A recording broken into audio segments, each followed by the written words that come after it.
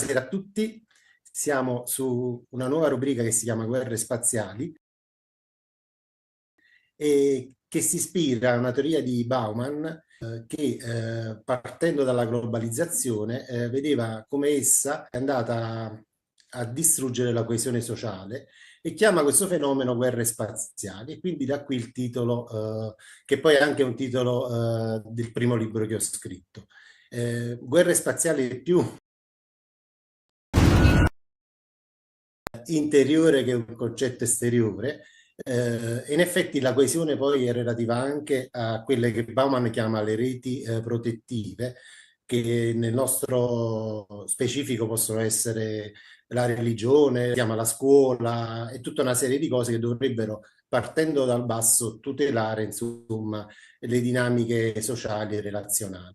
E in questa logica, insomma, ho cercato di affrontare questa rubrica con dei personaggi molto interessanti. Abbiamo in ordine Donatella Tinari, Antonella Maritan e Lorena Caramanico. Allora, parto da Lorena che è un'esperta di energia galattica Maya. Esperta, più che esperta, mi definisco magari ricercatrice perché è un argomento che non ha mai fine ed è curioso come quando zoomi su un cellulare vai a ingrandire e diventa sempre più vasto e più ampio questo argomento. Rispetto al fatto che la domanda è cosa ci si aspetta dal 2025? Iniziamo col dire che rispetto alle tradizioni Maya, l'anno non inizia il 1° di gennaio, perché il calendario gregoriano, prima ancora quello giuliano, sono un costrutto del tempo che è sbagliato, è basato su una frequenza meccanica, una frequenza disarmonica che è data dalla proporzione 12-60. Sono 12 ore, 60 minuti, 60 secondi, 12 mesi e questa suddivisione del tempo è illogica. Illogica perché non segue la natura, non segue i ritmi naturali e quindi ci ritroviamo nello stato in cui siamo. E quindi l'obiettivo di tutti noi che siamo in cammino con fatica è riportarci sulla giusta frequenza che sarebbe quella 1320, che è appunto data dal modulo armonico Tzolk'in, che era il computo che utilizzavano i Maya per fare i calcoli astronomici e delle profezie. E a tal proposito, le loro profezie si dice, i Maya hanno detto che finiva il mondo, invece non è finito il mondo. In realtà nel 2012, il 21 dicembre, è finito il mondo come noi lo conoscevamo. E un fatto curioso che dalla chiusura della tomba di Pakal Wotan, che è il maestro del tempo che ha lasciato, che ha scritto nella pietra tutte le conoscenze astronomiche e matematiche del tempo per noi, per chi poi ha ricercato queste informazioni. La sua tomba è stata chiusa nel 692.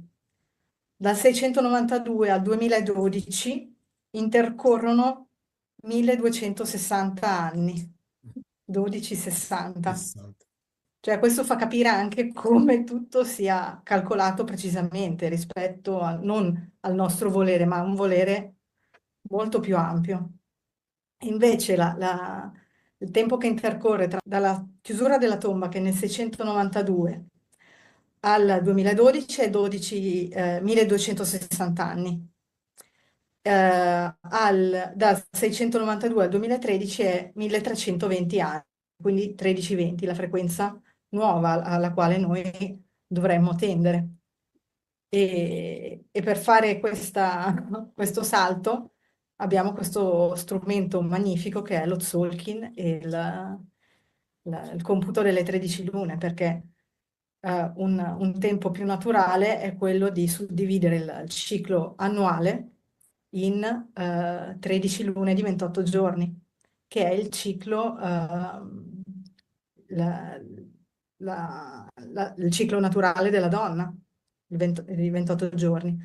Mentre il modulo armonico Tzolk'in, che anche esso porta la frequenza 13-20, è formato da 20 glifi e 13 toni e la loro combinazione da 260 possibilità, che sono i kin, si chiamano kin, la combinazione di glifo e tono.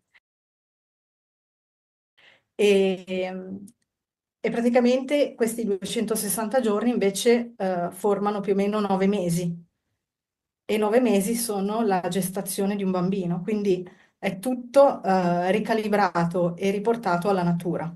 Cioè è uno strumento veramente fantastico Guarda, per... oggi ho ascoltato una tua intervista e proprio questo mi ha riportato a questa cosa qua, cioè allora queste guerre spaziali sono iniziate prima della globalizzazione, insomma, sono iniziate molto prima, spaziali, temporali, perché in effetti il volerci sincronizzare su date nuove, su spazi nuovi, insomma, è una volontà ben precisa che esiste da anni.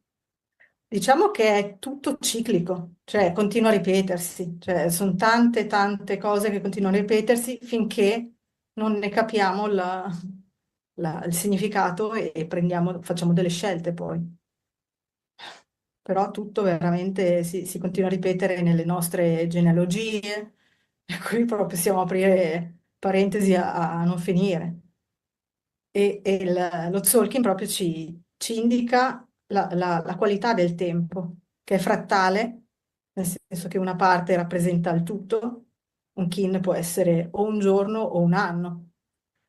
Eh, Poi può essere, è ciclico il tempo che continua a ripetersi, e radiale perché si espande dal centro. E a proposito della ciclicità e del dove ci troviamo in questo momento, questo 2025, che secondo il sincronario delle 13 lune ci troviamo quasi a metà del percorso, perché l'inizio dell'anno inizia il 26 di luglio.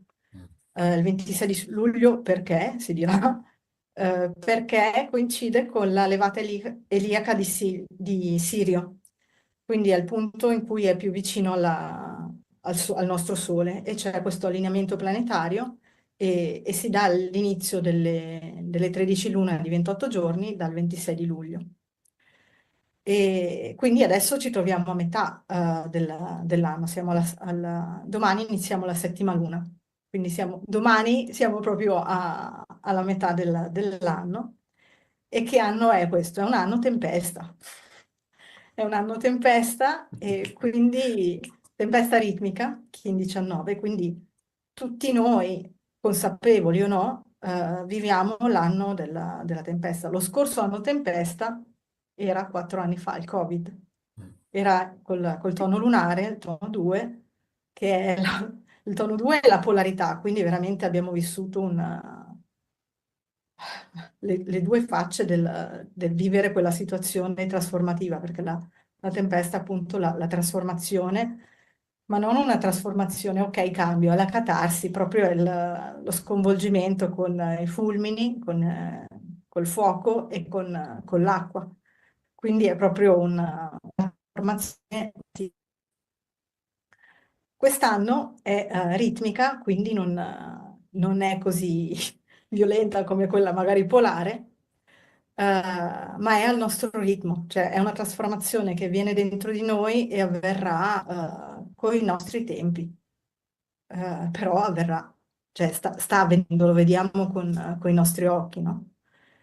E quindi siamo nel corso della trasformazione, ecco, siamo a metà. Esperta di trasformazione abbiamo Antonella Maritan, che è anche esperta di spazi. Come mai sei esperta di spazi? Ritorniamo allo svuotacantine. Beh, ma in base a quello che ha detto Lorena, che 4 anni fa ci trovavamo nello stesso, più o meno, identica cosa di trasformazione. E mi è venuto in mente che però non abbiamo colto, perlomeno, quello che ci hanno fatto vedere, o la maggior parte delle persone in preda alla paura, eccetera. Non abbiamo colto l'occasione per trasformarci, quindi per entrare dentro di noi, perché quello che ci facevano vedere è che tutti andavano a comprare la farina per cucinare, fare la pizza piuttosto che il pane.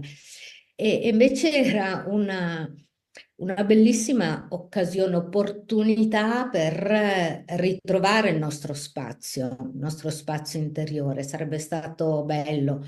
Allora il cambiamento sarebbe avvenuto forse in un modo più armonico, meno drastico.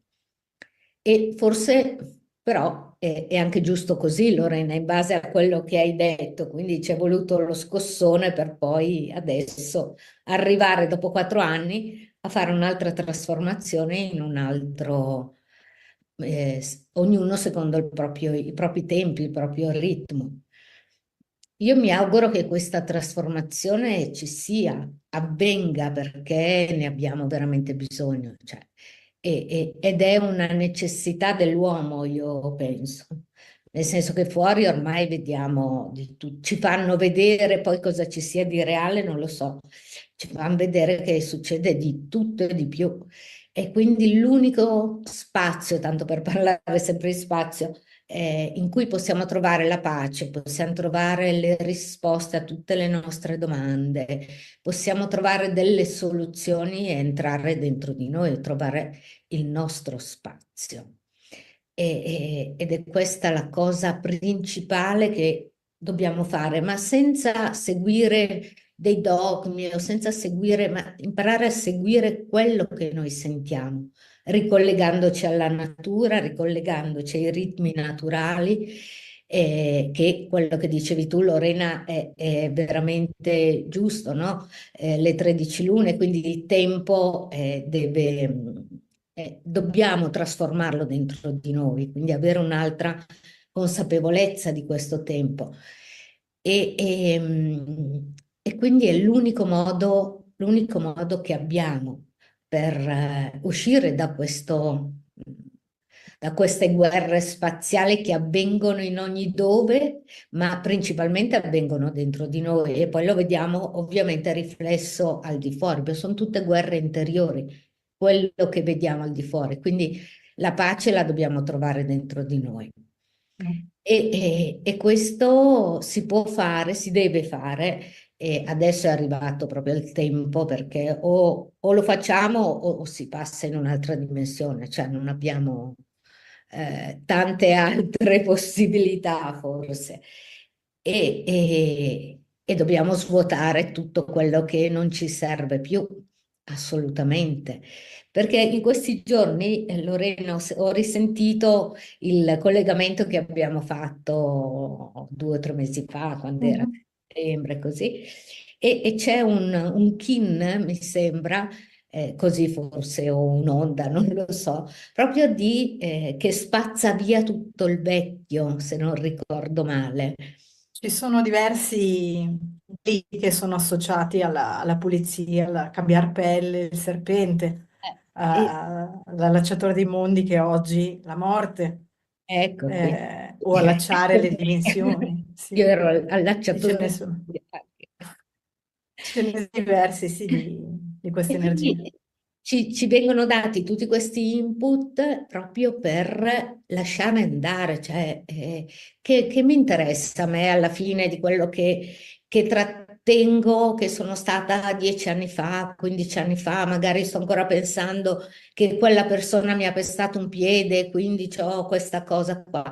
Cioè, dobbiamo liberarci da tutto questo sentire distorto che abbiamo, tutte queste emozioni e veramente lasciarle andare. Capisco anche che il nostro problema, parlando prima tu di globalizzazione, il nostro problema è che ci sono ancora tante persone nel mondo che il loro bisogno primario è soddisfare la fame perché non hanno da mangiare. Quindi queste persone qui, il primo bisogno è questo, quindi non vanno neanche a pensare di andare dentro di loro o collegarsi alla loro parte spirituale, perché i loro bisogni sono altri.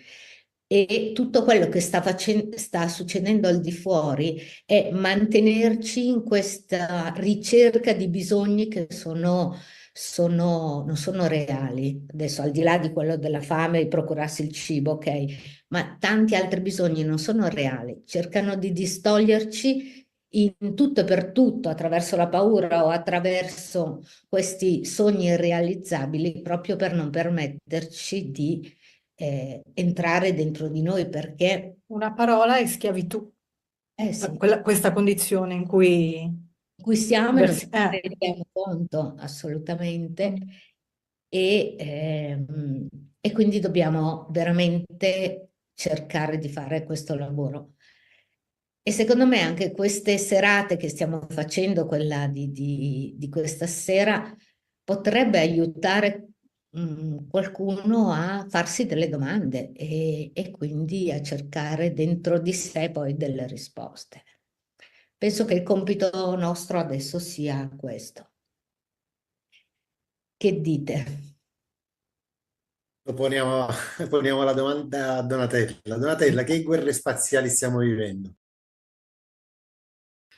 E credo che ognuno di noi stia proprio vivendo una sua guerra personale e che quello che, come diceva Lanto prima, ehm, tutto quello che vediamo fuori rispecchia quello che è dentro, però è una distrazione quella che ci viene proposta da fuori, sono tutte distrazioni per poterci disorientare da quello che noi siamo veramente.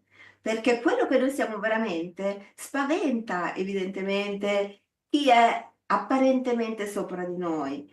Perché se ci pensate, ognuno dovrebbe porsi delle domande, dei dubbi e poi trovare delle risposte personali. Invece anche lì, che cosa fa la maggior parte della gente? Cerca all'esterno e proietta all'esterno.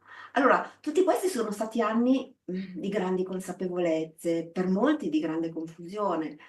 E adesso l'abbiamo visto, no? Come diceva Lorena, non è l'inizio di un anno, è un continuum, perché il tempo, ammesso che esista, non è di certo lineare. È un'altra cosa il tempo. Noi l'unico tempo che abbiamo a disposizione è il qui e ora e nel qui e ora noi possiamo veramente cambiare e creare. È l'unico modo per poter creare è vivere nel qui e ora, perché se viviamo nel passato abbiamo i rimpianti, se viviamo nel futuro abbiamo le angosce, le ansie, le paure e quindi l'unico momento che ci è stato sottratto è il qui e ora, perché noi siamo schiavi. Nel momento in cui prendiamo consapevolezza di essere schiavi, allora non lo siamo più, non lo siamo più e diventiamo quello che vogliamo essere. E che fa paura questa cosa, fa paura questa responsabilità che ci si può prendere, perché in fondo noi ci creiamo la realtà che ci meritiamo finché ne abbiamo bisogno. Quando poi comprendiamo, possiamo cambiare il videogioco e siamo talmente immersi nella realtà virtuale che crediamo che sia reale e non ci accorgiamo del resto, della vera vita che ci avvolge, che ci accompagna in questo percorso virtuale. Allora ci sono dei macro movimenti che vediamo fuori che sono irreversibili e sono rivolti, secondo il mio punto di vista, verso il bene dell'umanità, altrimenti non saremmo qua a parlarne, se così non fosse. Vi faccio un esempio proprio pratico. Ieri avevo caricato sul mio canale YouTube il 7° episodio di Cosa è successo sulla Terra. Era un pretesto, io volevo tastare YouTube perché questo 7° episodio non parla della Terra, della forma della Terra, di cui non mi interessa neanche sapere che forma ha la Terra, mi interessa sapere perché ci hanno mentito, che cosa ci volevano nascondere con tutto questo. Allora, l'episodio 7 in realtà parla di Pizzagate, di Comet Ping Pong, dei crimini della Clinton, dei fratelli Podesta, dei fratelli Podesta, di James Alefantis, delle 33.000 mail della Clinton, del satanismo, della Abramovich, di tutte cose che sappiamo, del no cromo. E io dicevo, vedrai che me lo elimineranno. Nell'arco di tempo zero, le persone mi hanno telefonato e mi hanno detto: guarda che è già stato eliminato. E io sapevo che mi avrebbero bloccata, volevo vedere quanto tempo ci impiegavano, ma ho fatto ricorso. Ho fatto ricorso e me l'hanno rimesso disponibile, chiedendomi scusa. Ho letto. Detto anche io. Allora, che cosa sta cambiando? Qualcosa sta cambiando. Sì. Non grido vittoria perché me l'hanno rimesso. A me non fregava niente che me lo rimettessero, non lo rimettessero, perché sono cose che già abbiamo masticato, rimasticato, le abbiamo digerite, grazie a Dio, in qualche modo, perché ci avevano fatto da specchio in un certo modo, per un certo tipo, in un certo tipo di momento storico. Quello che io volevo vedere era se io agivo, che cosa succedeva. Certo che se non agivo e mi prendevo il blocco del video, basta, finiva così, che il video era bloccato, ok, mi sono creata un altro canale Rumble, ma non era questo il punto è, doni, agisci, agisco, faccio ricorso, mi viene rimesso il video. Questo vuol dire che non è che la nostra salvezza ci arriva dall'alto, così come non è che le guerre spaziali ci arrivano dall'alto. La nostra salvezza o la nostra morte ci arriva da noi, siamo noi a scegliere, non dall'altro, da noi, perché solo quando prendiamo coscienza di chi siamo stati, da dove proveniamo, dove siamo diretti, allora possiamo prendere in mano la nostra vita e creare. Non prima, non arriva dall'alto. E così siamo come pezzi di un puzzle energetico e non ha senso dividere questo è bene, questo è male. Quante volte anche voi vi sentite dire, ma adesso cosa succederà? E adesso cosa succederà? Dipende da noi. Come dipende da noi? Noi chi siamo? Ma noi siamo i creatori. Noi siamo niente proprio di meno che i creatori di quello che ci accade. Quindi non ha senso dividere bene da male all'esterno. E di conseguenza mi creano un po' di ilarità quelli che dividono il mondo in cattivi e cattivissimi. Quanti ne sentiamo? Anche nella controinformazione che dicono ci sono i cattivi e ci sono i cattivissimi. Cattivissimi. Allora, io lo dicevo l'altro giorno all'Anto, allora io per la par condicio dico che per me il mondo è fatto dei buoni e dei buonissimi. Siccome sono modesta non dico che sono buonissima, ma sono solamente buona.